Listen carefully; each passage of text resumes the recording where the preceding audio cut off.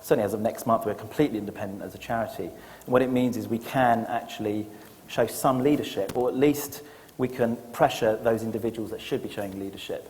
And I feel, as an institution, it's an interesting model.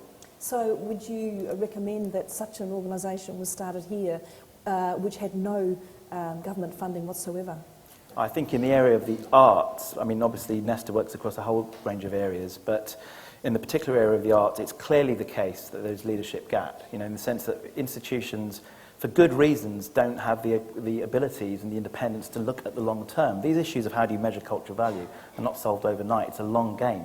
You know, coming up with equivalent additions, building the narrative that you were just saying that exists in science isn't going to be done overnight. So you need someone who's empowered to look to the long term. And unfortunately, there aren't many institutions that have that freedom. Therefore, an institution that's set up in its governance and its financing to look at the long term is clearly a good thing.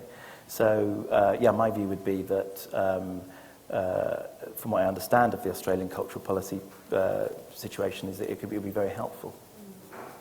Now, I'm just wondering, time-wise, is it time to perhaps call for questions from the floor, and then we can go back to the speakers?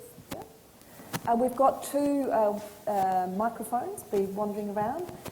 Could I ask for questions, please? This gentleman here. This more a comment to Hassan.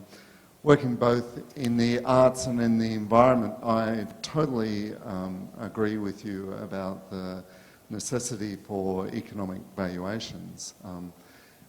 But I would say that having researched economic valuations in the environment since the 1950s, the willingness to pay has never influenced a policy decision in Australia at all, and in fact most of those studies are simply put to one side, and there's been a considerable amount of them. So while I agree with you totally, and I'm sure willingness to pay has some indications in it, it just doesn't work as a communication tool.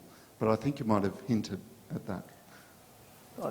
Just a very brief response on that. I mean, I'm not an environmental specialist, but the example that has always inspired me in that area is the fact that who would have thought 20 years ago, when I was studying, who would have imagined that we would have a situation where not only people would be comfortable with pricing a clean environment, that we'd actually have a trading mechanism, an institution set up to allow people to buy and sell the right to pollute, which is what we've got in Europe in the carbon trading mechanism.